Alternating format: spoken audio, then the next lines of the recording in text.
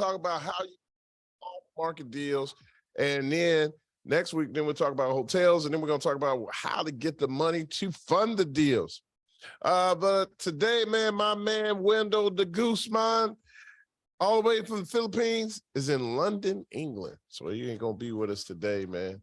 He's out there visiting fam and enjoying some London time. The British are coming. So yeah, man. So no, thanks so much for joining us. Walt, what's going on with you, man? You got a mic over there? You checking in, bro? I'm here. I'm loud and clear. You feel me? Ingram, what's up with you, man? You good?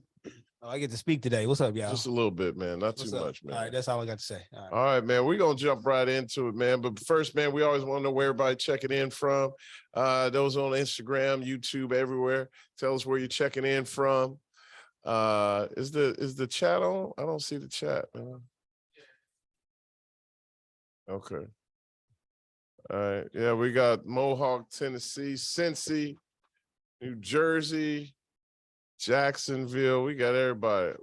I don't know where that is. Bahrain, the Central Coast of Cali, Lexington, Dallas, Chicago, Louisville. Hey, let's get it. My man Skip, always checking in. All right, but let's get started, man. Let's show these people how Wynn's checking in. I thought he'd be asleep, man. Good for him. I don't know if he's gonna come in or sleep while we do the show. I don't know. Thank you so much for the beard. Let's get started, Walt.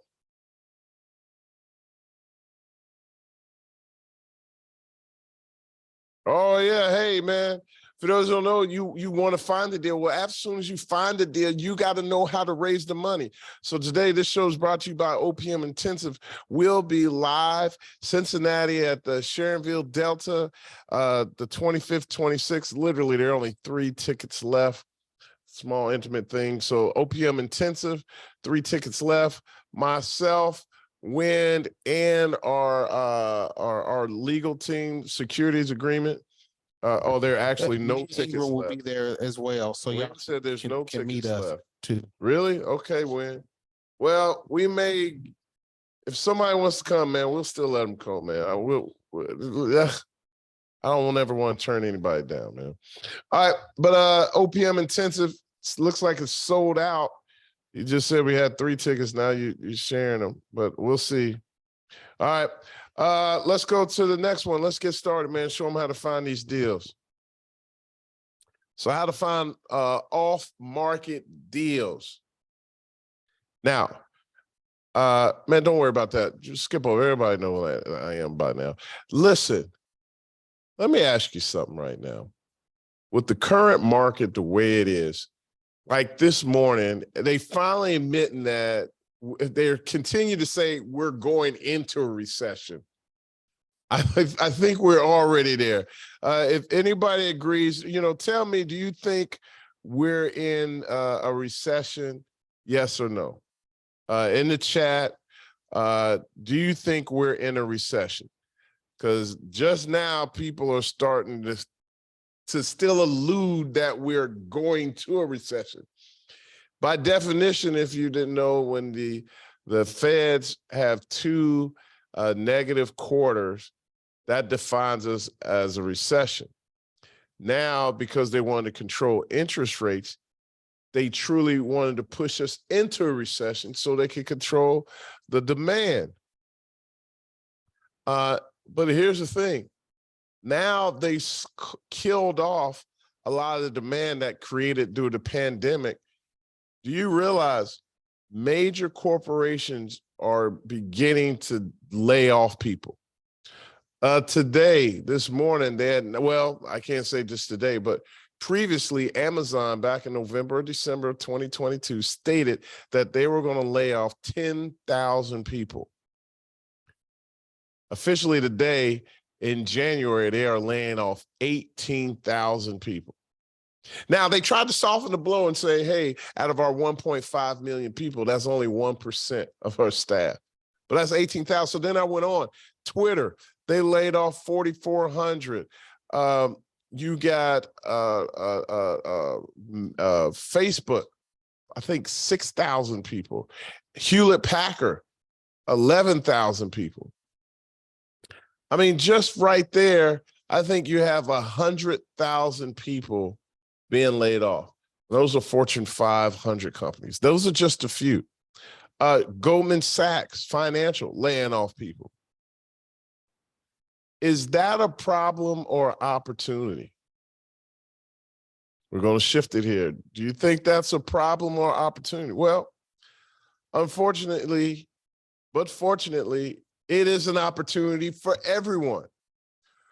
For you guys who are in real estate, hey, you got an opportunity because some people may be losing their houses, and that hurts. But the opportunity is they can take that layoff, and guess what? They can start studying what they didn't learn in college, because there's a new American dream. Initially, people thought the American dream was the picket fence and the family with the 2 kids and the dog. It's financial freedom is the new American dream. So where can you find these deals? Well, wholesalers, they are one of the first places you can find single family homes. Attorneys, a lot of people going in probate during eviction. They are the reason or places where you can find deals. There's title companies, bandit signs. Now, I'm not a big bandit signs, but a lot of wholesalers love to use bandit signs. I don't know, when you somebody like, what is a bandit sign? Well, bandit signs are those signs that you put in the ground with the little stakes, right? And they say, we buy houses or quick closes, or we buy ugly houses. And guess what? They don't necessarily always close the deal. A lot of the times they're wholesaling. You know, what was crazy, back when my guys were really wholesaling, back before the market got really competitive, man, I know multiple people that were wholesaling 12 to 20 houses a month. And those are the smaller guys. Now it came to a screeching halt when the big institutional groups started coming in and buying at a premium, and when Airbnb came into the market as well. So that really slowed it down. There also is direct mail. Now, I was never a direct mail person, but you can direct mail, put a postcard, put a flyer together, and literally send it out in the mail. Now, one of the things when you do these direct mail campaigns, you got to send it over and over and over again. You just can't just do one time, because a lot of times they're not going to look at it. Now, I will say direct mail probably still works, but really, I think now the way to replace it is social media. And Wynn may have some words on that, but I'm not saying direct mail isn't it anymore, but if you can get it to their phone, if you can get it to their social media channels that they look on, you'll have a bigger opportunity to make connection. But these are still ways that are cold calling. Now, listen. Section 8 is a great place, the Section 8 list. Some of you have them. They call them different things in different areas, but the bottom line is Section 8. In Cincinnati, we call it the CMHA, Cincinnati Metropolitan Housing Authority. But you can go to your local authority and get a list, which is online. Matter of fact, you ain't got to go there. You can go online, look up the Section 8 list, and they'll list all the different landlords that are marketing to Section 8 tenants. And guess what? All you have to do is cold call.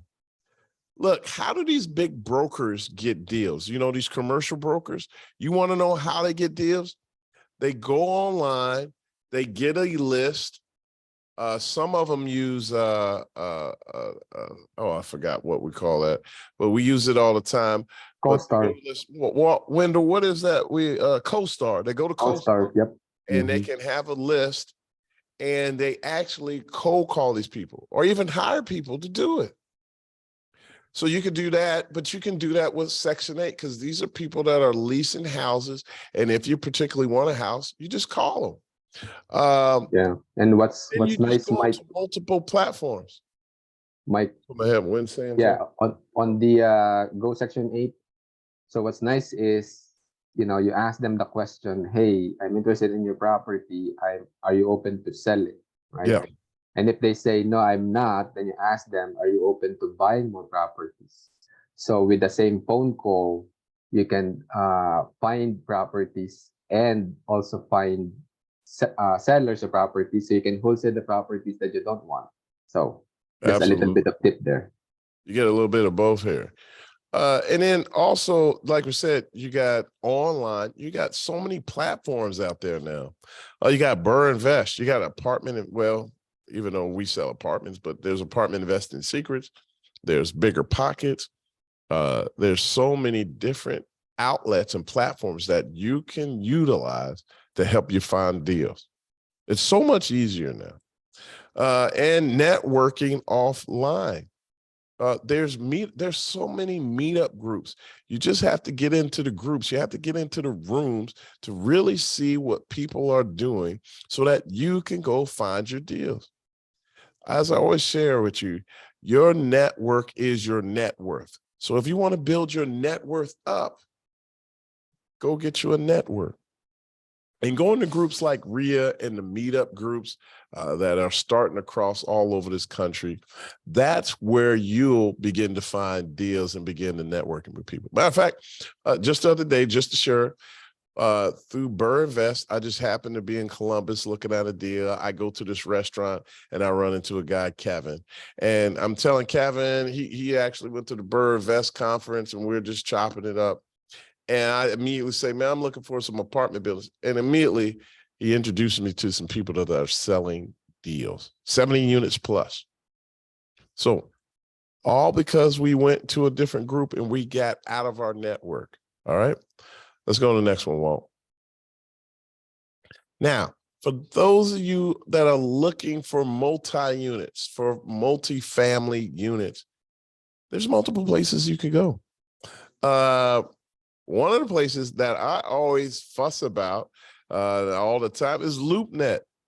And I try to figure out why I'm so upset about Loopnet. And it's mainly because they don't never have enough deals, right? Like they're inconsistent. But most people that are on Loopnet are beginning brokers.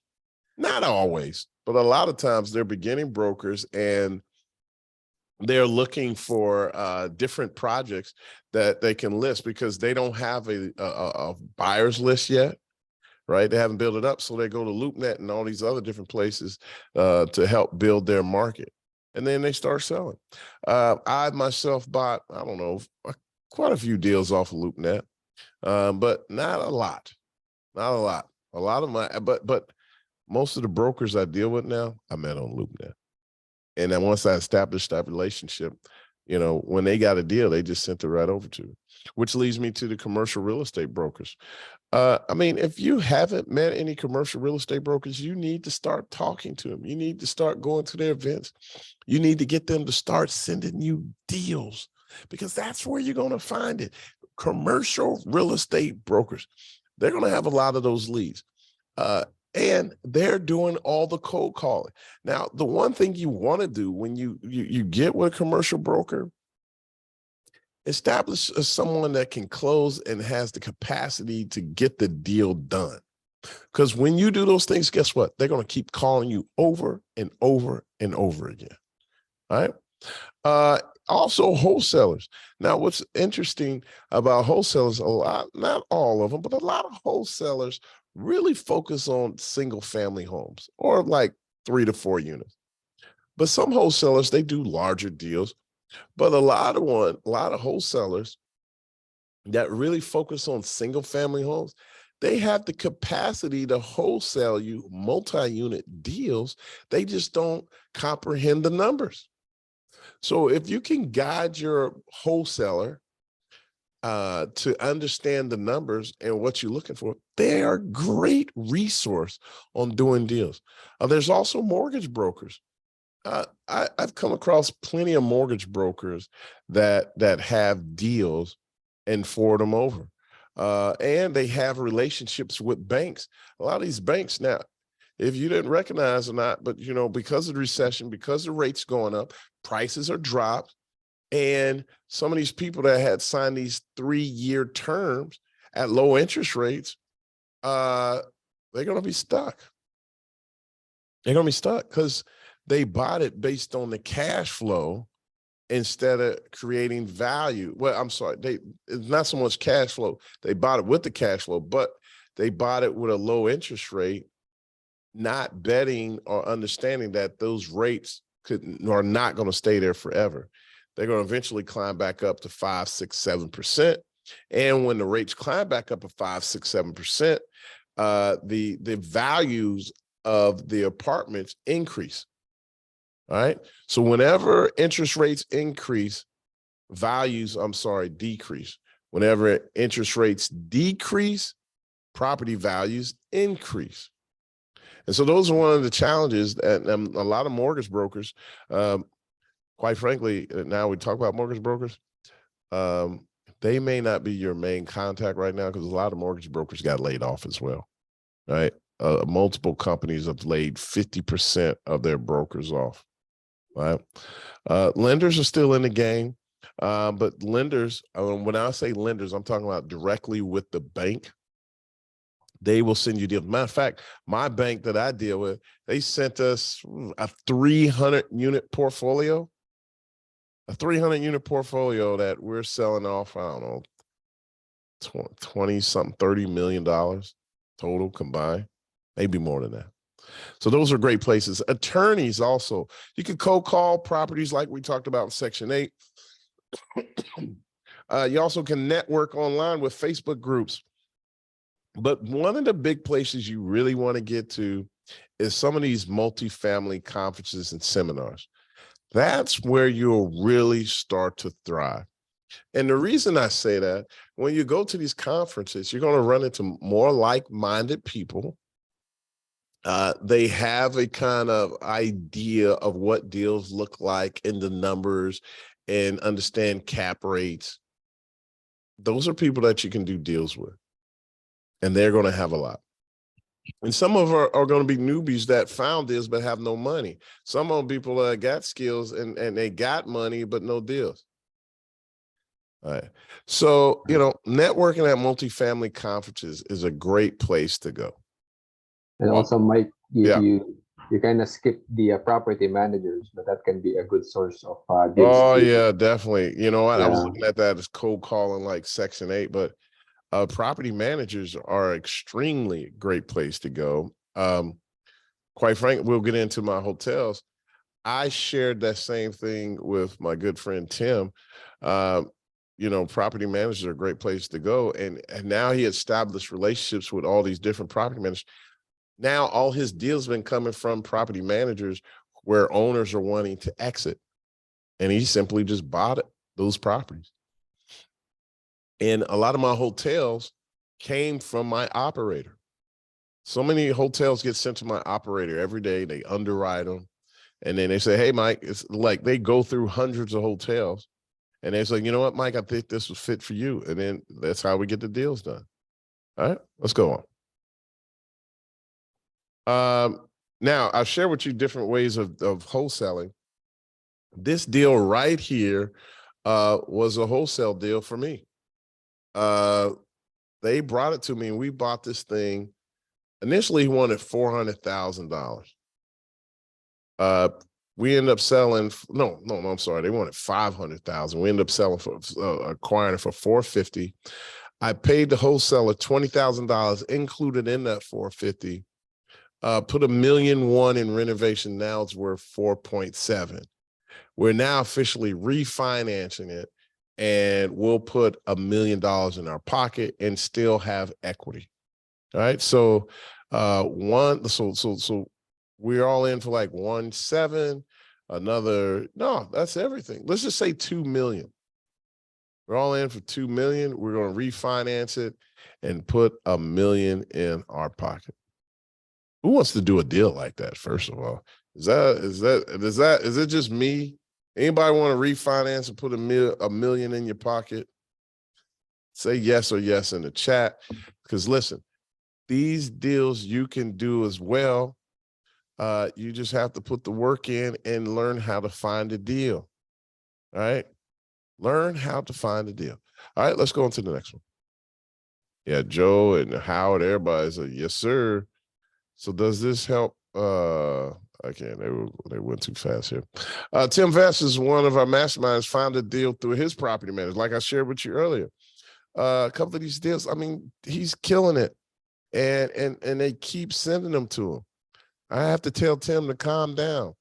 Tim probably is going to be one of those guys that on 500 something. Well, no, he's already got 1,000. No, he's got 100 million in units. He's doing extremely well. This could be you as well.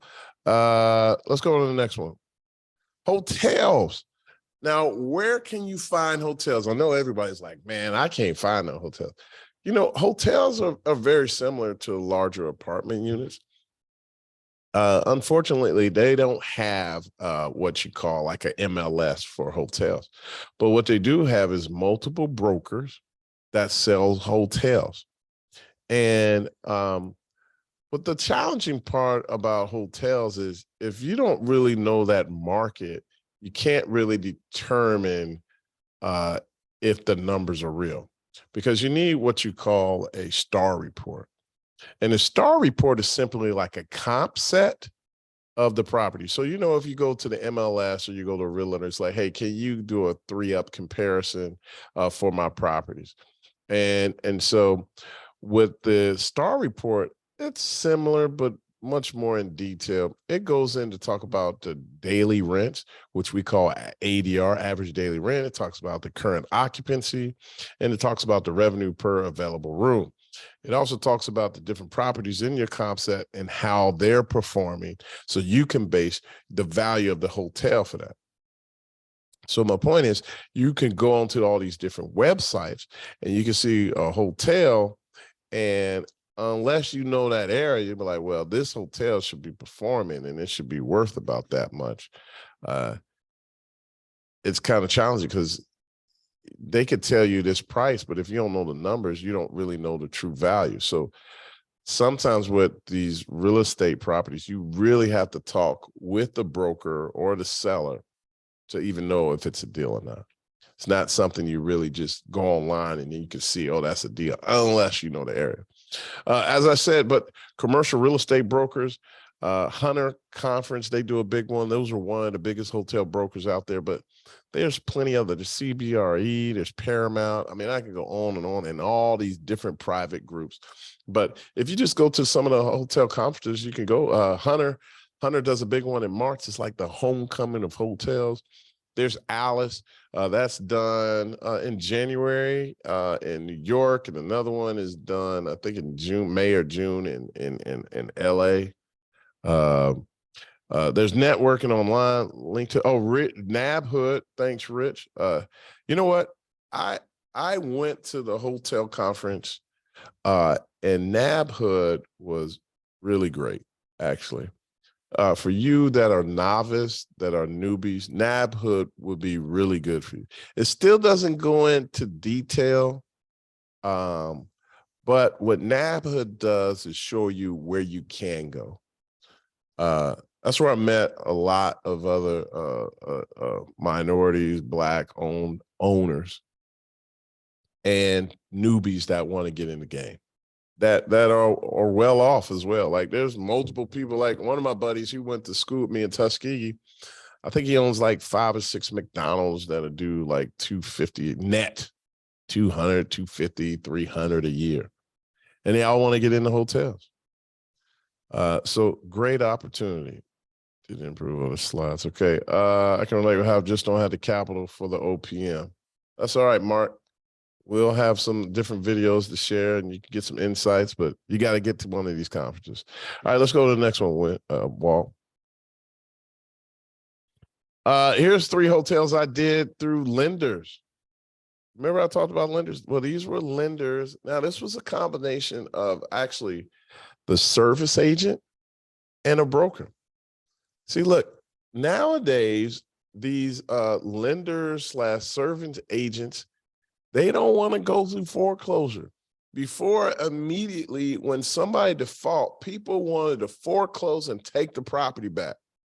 as I was sharing with Ingram earlier today. He's like, Mike, what's wrong with you? He's like, you don't want these problems. And so these hotels, when the banks take them back, they don't want those problems. And so that's why they're now really doing workouts. They're working with brokers and the owner and saying, hey, go out there, find you a buyer, let them assume the debt, or let them do a joint venture, do something. I'll work with you so you don't have to, so we don't have to foreclose on these buildings. And so because of that, I was able to acquire this Home 2 Suite, which is extended stay, the Stay Bridge, which is in Indiana, which is doing extremely well, and it's Hampton Inn, which we plan on finalizing renovations here in the month of January. Between January and February, we'll be complete, and then it'll go on the market. So yeah, so those are the opportunities that you can do by working with lenders and service agents and property managers. Because of the property managers, I was able to, they introduced me, the property managers are in the know-how. They introduced me to these different conferences. And when I went to these different conferences, I met these different brokers. And because I met these brokers, they met these lenders, and they started sending me deals. So it is a process, but you guys can do it. All right. So in other words, Mike, you got some of the best deals. Actually, and I would bet probably most of your deals because of relationships, right? Absolutely. Absolutely. All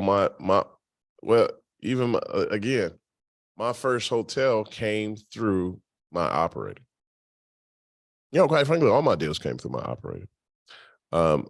Could I have done other deals outside my operator? Yes, but I was working on, working with them and letting them manage, things that they're really good at.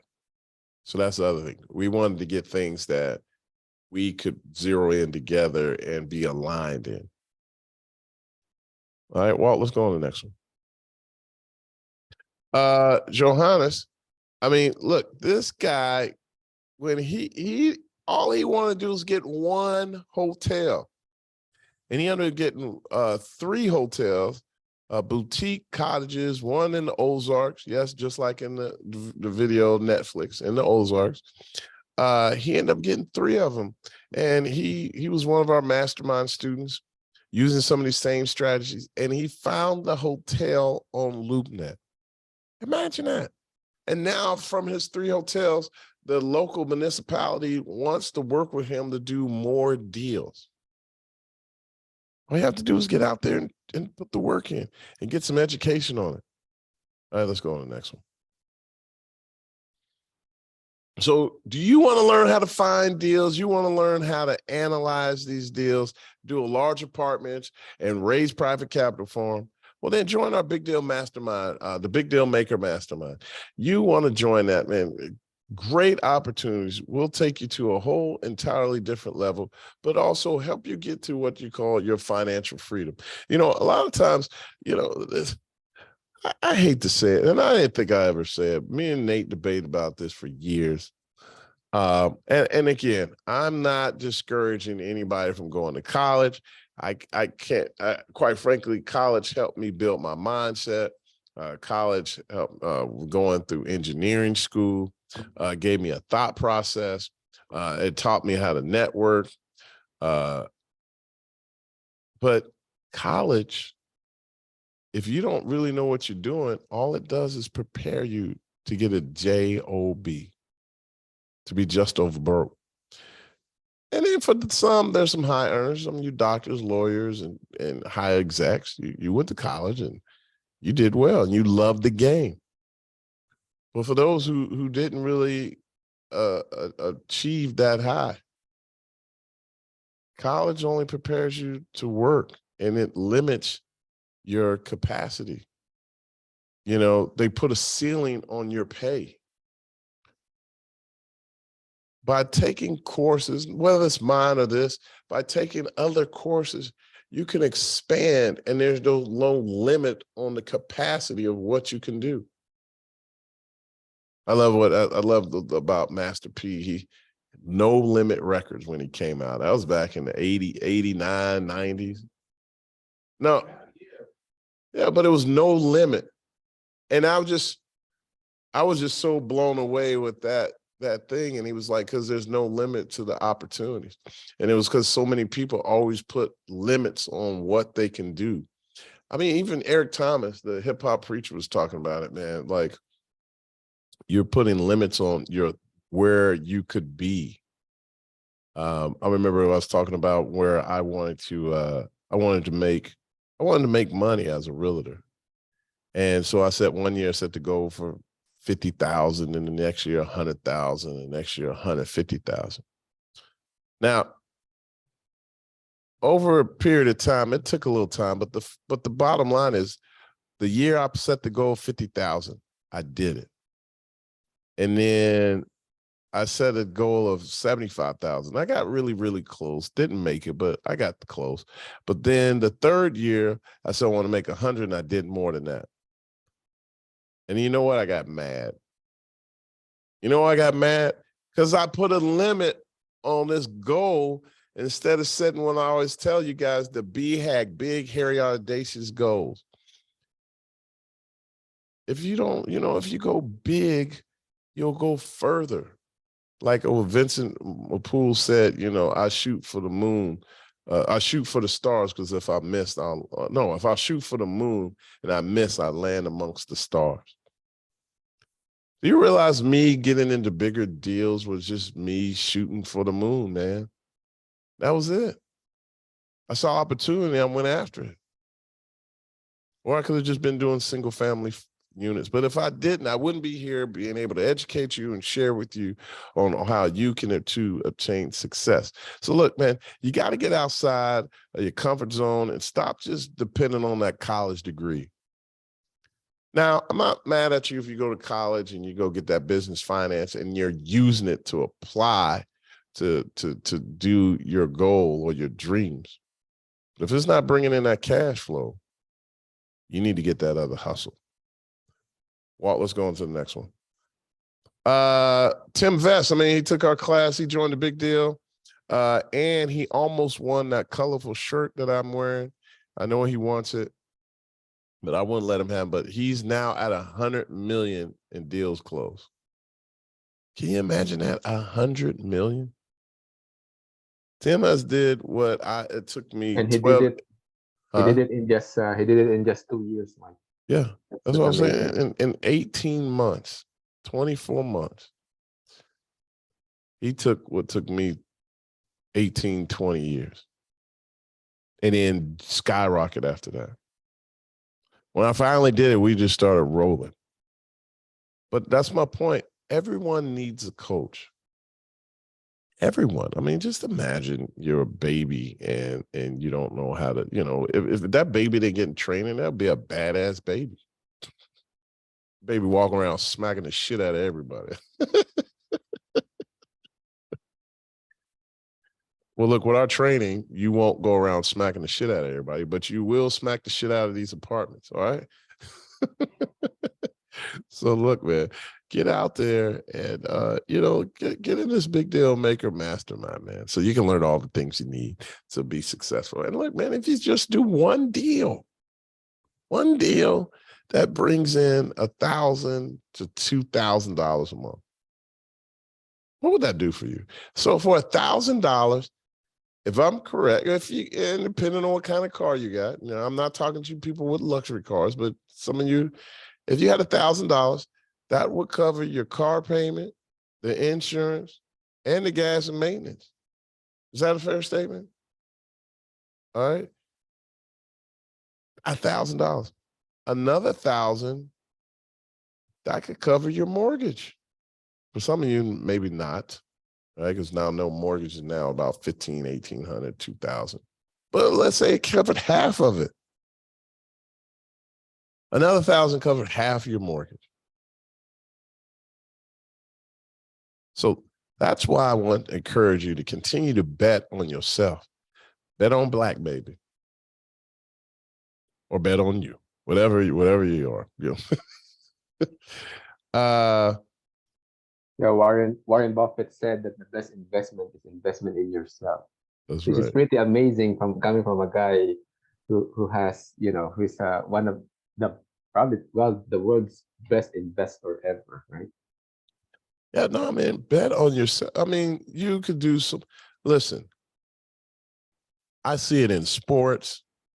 I see it in businesses. I see it in so many different sports where these kids were, at the time, they're in high school, they wasn't tall enough, they weren't big enough, didn't have the weight or the speed. And they started some other guy over them. And next thing you know, the kid grows up and he goes to a camp, he gets a Division I scholarship, ain't played a down, and then goes on to the NFL. I know, matter of fact, Kittle, he's the perfect example. He played on the football team, didn't play it down, got a scholarship, Division I, and got drafted to the NFL.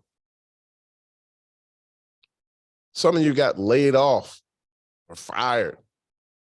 Like me, I think I was fired about 2 jobs, maybe 3. But I bet on myself. This is why I'm here now, man. Financial freedom, it is all about investing in yourself. I mean, those are the key things, man.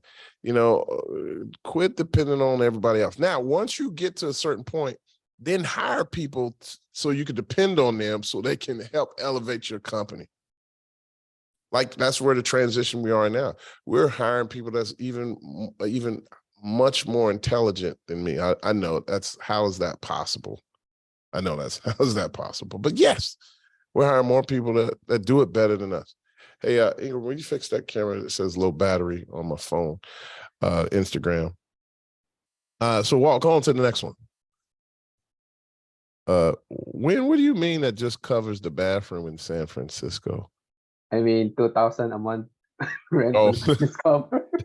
The bathroom in San Francisco, not even the whole house, man. Yeah. So, And let's give it up can you give a round of applause for Jessica Buck? woohoo. Jessica Buck just closed a 142 unit deal. Is this Jessica's first deal? Jessica's first GP deal. Yeah. Yeah, she's been She's been here LP from the and beginning. I think co-GP in some other deals, but this is like, First like time she her, kind of took lead. Yep. Like that. That's just so amazing, man. Like, her life changed. She's got 3 kids, military. Yeah, single She- mom too, if I remember correctly. Yeah. Yeah, she just worked hard. Yep. So you got to It's put like that grind in, man, and just go for it. there are no excuses, right? Yeah, and listen, you're going to fail along the way. Failure is where you learn. All right. And as I'm learning, as people tell me, Mike, you want to go big time? Hey, put the coal in the engine of the train and keep going. Ain't no stopping this train. You want to go big, you just got to go. It ain't no turning back. So get prepared for your ride and get ready. Gas up that engine. Let's go. Because we looking for Navy SEALs, not baby SEALs, baby. What you got next, Walt? So look, man, you can apply now. BigDealMakerMastermind@gmail.com. BigDealMakerMastermind@gmail.com. You got Malika, Gas, Keisha Kennedy, Dia. Dia's killing it, and she took her niche. Dia, I don't even know if you know that, Dia, but Dia's traveling all over the country, just buying small hotel deals, small motels, converting them, kind of putting the Airbnb style on them, and she's doing extremely well. Yeah, she's combining lifestyle and investing. That's why when I asked her, like, where do you live, and she's like, I don't know where the hell she lives. she thought for a few minutes and said, well, I really don't live at anyone's place because she just goes on like her whole life is like a vacation. Yeah, That's no, amazing. dude, she's out of Austin, but I guarantee you she's somewhere else today. Yeah. Yeah, that's Her right. and Mike are never home. I don't like they're roadies or something, man. They need to start a band. Yeah. So is there another slide? Is we got one more thing to talk about? If not, oh yeah. So how to buy hotels is the next topic for next week. But we're gonna take questions here. Walt, you got questions? And put the email back up so they can see that. But yeah, what questions? Juan wants to come to this class, extra 2,000 a month. So I had a class. There's something in Q&A as well. There's nothing. Oh, that's I weird. answered That's the weird. I answered the question. So his question is, what exactly is the mastermind? So the mastermind, guys, it's a combination of, it's a course plus like 12 months of coaching. Really, lots of hand holding, really, because you get not just one but actually several coaches. So guys, again, email us at bigdealmakermastermind@gmail.com. It's by application only. As Mike said, we don't want to work with baby seals, we want to work with baby seals, right? We want people who are serious, in scaling up to the next level. So bigdealmakermastermind@gmail.com.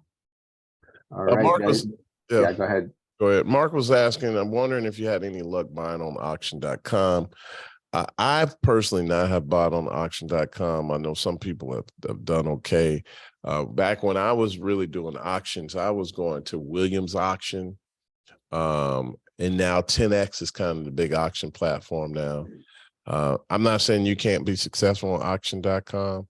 I bought some HUD houses off the auction platform. But it just really depends on what you're looking for.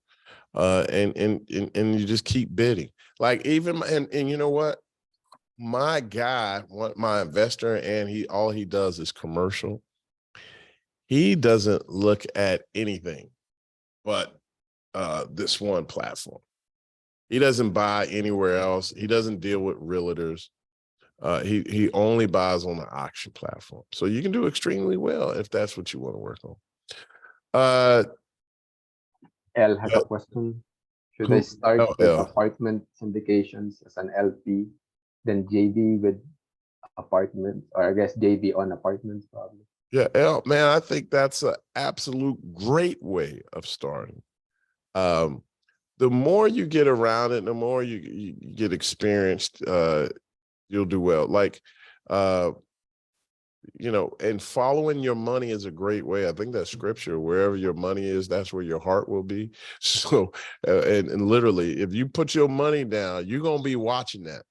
So in the process, you're going to be educating yourself on how they're doing it, and you'll learn the things that you like as being an LP and how they informed you versus not being a GP, which you'll see the different sides of that when you get into a joint venture. Yeah. So for those of you, Mike, for those who don't know what an LP is limited partner. So those are just passive investors in a deal. Now, you can learn, as Mike said, yes, it's a great way to learn. But some general partners or key principals in the deal, they don't have time to educate you, right? So you kind of will learn by seeing their email and getting, listening to the quarterly investor calls if they do it. But you will learn something, but you will not learn a whole lot, to be honest, right? So you kind of have to, as Mike said, invest in yourself, so that when you do that, whether you decide to go LP or GP or both, right? At least you know what you're doing, and you probably will not invest with the wrong syndicator, on the wrong deal, right? So Yeah, no, I mean, like I said, a great way to do that. If so, here's is another that question. Jezebel? I don't want True to. love. True If love. yeah, if an apartment was on the market for a while, but now on auction, what I guess what are the red flags? That's a funny thing. It's not always a bad thing, but a lot of times it is. Like back, like when a property sits on the MLS for a long time, what that means it's probably priced too high. But then after a while, it starts to reduce. And then the crazy thing is sometimes it's psychological.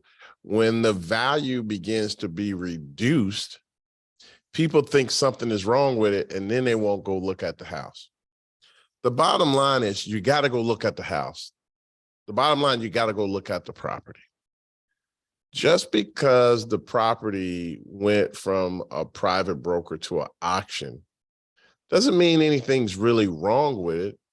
But typically when it switches to the auction, they want to get it in front of more eyes, and they're probably not getting the views or the insights that they need, the captions, right? People reviewing the property are hitting the property, are clicking onto the property. So they put it on a different platform where they could potentially get more people to look at the property and potentially be a potential buyer. So now the only thing, if that platform has more people, for example, here's a perfect example, like 10X. A lot of these hotel brokers, they were smaller hotel brokers and didn't really have a big market to market to. They probably had just a list of, I don't know, 1,000 buyers that they sent to, right? Well, they go to 10X, that like quadruples. First of all, it gets in the eyes, and then it starts to put people in different, because it's a national platform. So, getting on auctions doesn't necessarily mean it's a bad thing, but you may even get a better deal. But I used to find a lot of great deals on the auction platforms. It's gotten so competitive now, and so many people are bidding on things. It's just tougher. All right. Safraz Sadar asks, where can I find a recording of this podcast? You can find it on Apartment Investing Secrets for about another day or two. And then by next week, it'll be uploaded on YouTube. We're coming out with a new format. And tell us how you like it. Yeah. For where your treasure is, thank you. Let's see. When we post the recording, thank you, Win. Howard, he asked, Mike, when establishing cap rates for an area within a city, I'm having a hard time finding brokers that can actually answer the question here in Jacksonville. Any tips on how to get a good idea of them myself? You know what? Cap rates are getting tough right now. And the reason I say that is because interest rates are going up. So as I shared with you earlier, when interest rates go up, values decrease. When interest rates come down, values go up. Now, the values decrease because when interest rates go up,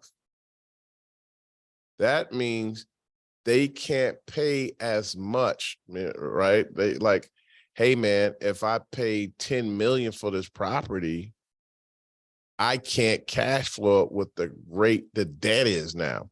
But if it had a lower interest rate, then they could pay 10 million because the debt service wouldn't be as high. But now because interest rates are higher, that 10%, that 10 million won't cash flow at that rate. So you need to drop the price so it can cash flow.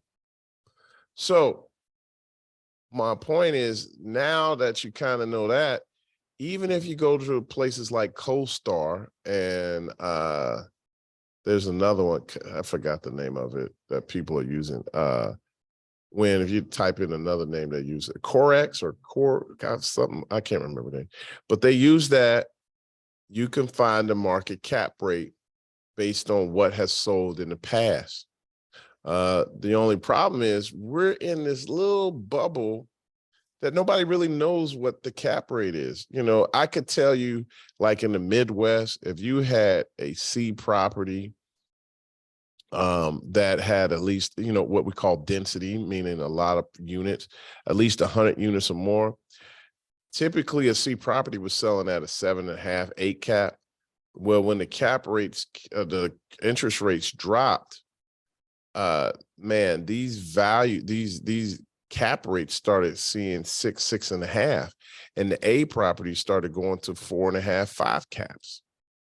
Well, now with interest rates going up, they're kind of ticking upwards as far as cap rates. So a long story short, look at CoStar, but you're still going to have to adjust, because when you exit out of that property, you got to realize that cap, that interest rate, instead of being 5.5 or 6%, it could be 7 or 8%. So naturally, people can't pay that premium. So now the price is going to be higher, and so they can't cash flow as well. All right. Joe Crexy, thank you. That is correct. That is the other website I was talking about.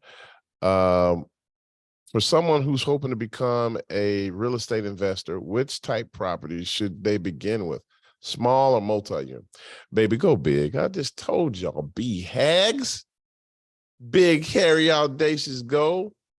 But look, man, if you gotta, feel comfortable doing a single family, 2-family, 4-family, go right ahead. I'm not knocking you. I just want you to own some real estate. But if it's a 4-family that you need to grab to get your feet wet, go for it. All right. But what I do want you to know is you just don't have to start with a 2 or 4 family. You can literally jump into 100, 300, 1,000 unit deal. And it's because there's so many different opportunities or ways to get in the deal simply by syndication. All right. That's opened a big door. That's kind of like buying a mutual fund, right? You don't necessarily have to look at buying real estate as, the actual hands-on property. You can be so passive, which we're working on that. When we'll start probably this week, next week, I'm teaching you how to be a great passive investor. So that's coming soon here. Passive University, or Truly Passive. I don't know which name gives you guys, like Passive University or Truly Passive. But those are things we're going to talk about so that you can get out there and start doing deals. What time we got, Walt? 4 more We minutes. still got time. We got time. Okay. All right. When you educate yourself with the help of a mentor, this is Joe, you don't have to be afraid of hidden red flags as much because you will know what to look. That's absolutely. So Joe's basically saying, look, man, when you go out to these bigger deals, or you're not sure what to do and you want to go do deals, if you got a mentor, you got a coach, man, they should be sharing with you their mistakes.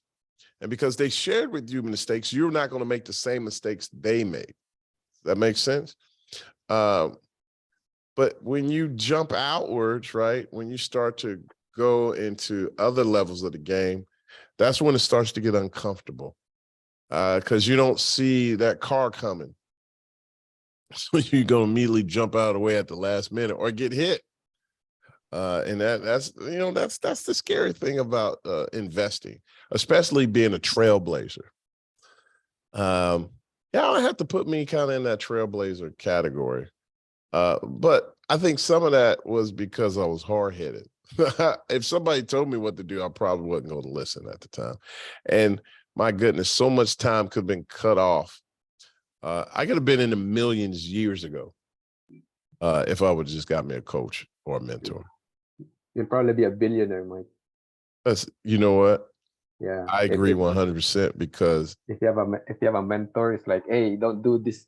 I mean, you'll basically tell yourself, or your mentor will basically tell you, Mike, don't do those dumb shit. And then that will save you like so much time just avoiding those properties that take up too much of your time, right? Yeah, dude.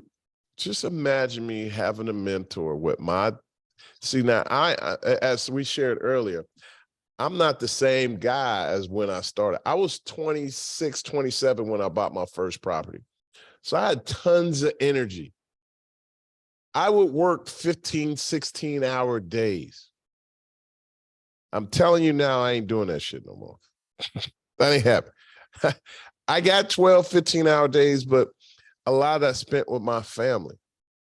I'm not going to spend 12, 15 hours doing that. I've met so many, and the reason I say that well, let me go back because I don't want to jump away from it. When you're younger, you're gonna put that work in. But here's the thing: when I was younger, I didn't know what I was doing. So I would get off the beaten path, I'll get lost. I didn't have GPS. Matter of fact, we didn't have GPS on the phone. You literally had to buy one of them GS things and attach it to your car and hang it up in the window. Literally, we were still, matter of fact, we were still using maps. Yeah, but I was about to say, I would use maps or ask for directions. Yeah. That's it. Yep. So my point is, back when I started, they didn't have a lot of maps readily available. You when you went on a trip, you had to plan and go to AAA. I don't know if any of y'all remember that. Mom and daddy, we go on a big trip. We always stop at AAA to get a map. And they literally marked it all up for us, told us how to get there. And so my point is, getting with a teacher, they'll map it all out for you. And some of you are using social media so wrong, man. Shame on you. Just shame on you. And what I mean by that, like, man, some of you just scrolling through looking at everybody's outfits, but there's so many people out here teaching you real game. You got to get after it. But yeah, I wish I was, no, I don't wish I was younger again. But if I had a mentor back then and they were telling me, like, I wouldn't have did half the deals I've done. I would have jumped into 100 unit a lot faster. Matter of fact, I'm telling you, a lot of my students, they were all going to do single family and two families till we started talking. And then when they realized it was possible for them to get a 50 or 100 unit and do the same amount of work, they did that. Can you imagine if somebody came to me and I met them earlier, like, hey, Mike, you easily can grab 1,000 units. But I didn't know anybody like that. Like, I thought these big corporations owned it. No, they're regular people like you and me that own 1,000 units. And we'll show you the game. Yeah. So you are young, Mike. You're young, Mike. This is the last one. Deidre, she said, you mentioned the lenders are selling non-performing hotels. Why would we buy non-performing? Is renovating and better management typically the issue? Okay, Deidre, I'll explain to you right now. Why buy non-performing hotels? Because that's where you can create value. When there's problems, there's money. Literally, when there's a hurricane or a tornado, there's money. There's money in the streets, literally. And I hate to say it, but in every tragedy, there's some type of upside. That's probably pretty strong, but it's pretty actual. Like when the hurricanes come to Florida, guess who's coming? The fire, the mold remediation fire crews. Restoration company. Restoration crews. You know why? When you go do an insurance job, they're paying 3-4 times the regular amount to do that. To put everything back. And you got people going out to find watches and everything. Like there's issues. So my point is, when you go find a non-performing hotel, guess what? They can't sell it at a premium because it's not operating correctly. So therefore, you'll get the property at a discount. And because you get the property at a discount, you come in, you get it up performing, you do a little bit of renovation. The value has increased. You created the value. And now you can sell it for more than what you paid for. That is why you buy non-performing hotels. That is why you buy non-performing. So now, is it that non-performing is always better? No, not necessarily. I am learning in my older days that, yeah, you can find some deals that need a lot of work, but you can find some. Here's the thing. Let's cut through it. You can find deals that you don't have to do that much work. For example, I excel in non-performing deals because they have some renovation arm, and I can handle that. But then if you could, the bottom line is I'm renovating so I can push the rents. I'm pushing the average daily rate. right? I want to go from, let's say, $700 to $1,000. So I push the rents by $300. Well, guess what? If you can find a property that's performing and it's in a cycle of an area that's growing, or the individual's older and just didn't push the rents, you can acquire that and push the rents by $300 and didn't do anything, didn't spend all this time renovating, dealing with all these multiple contractors that gave you headache and didn't show up on the job, and make plenty of money. So, I mean, which deal do you want? It's all about your time and how you want to spend it. All right, hey, man, that's it for the day. Walt, it's time to go to our millionaire mindset. Now it's time for Mike's millionaire mindset. Hey, look, now time is moving fast. You know, so many people say the true value is time. Some say it's their mind. Kind of say it's both, but truly the mind is everything, because as you continue to educate yourself, once you know this information, they may be able to financially bankrupt you, but they cannot mentally bankrupt you. And so if they financially bankrupt you, you have the knowledge, guess what? You can go back out and do it again. That's why failure is education. So educate yourself, bet on yourself so that you can thrive and not just survive. I always talk about it so many times. People didn't know the difference. You may understand thrive, but the difference is, do you just want to survive or conquer? Right? So many people want to survive, man. Look, I don't want to survive. Surviving is ramen noodles. Surviving is Pabst Blue Ribbon. And then for those like PBR, I ain't gonna take away for you. But I like my imports. I like my nice wines, right? I like the nice champagne. I like the nice cars. I like the nice houses. Yeah, absolutely. Wasn't drinking that back then. And now that I have, I don't want to go back. I'm not saying that to brag, but what I'm saying is because I want you to move forward and change your lifestyle. Like, there's nothing wrong with public schools. Let me be clear about that. There's nothing wrong. But putting putting your kids in a private school or a Catholic school where they're getting a faith-based or just basic fundamentals and can focus on that.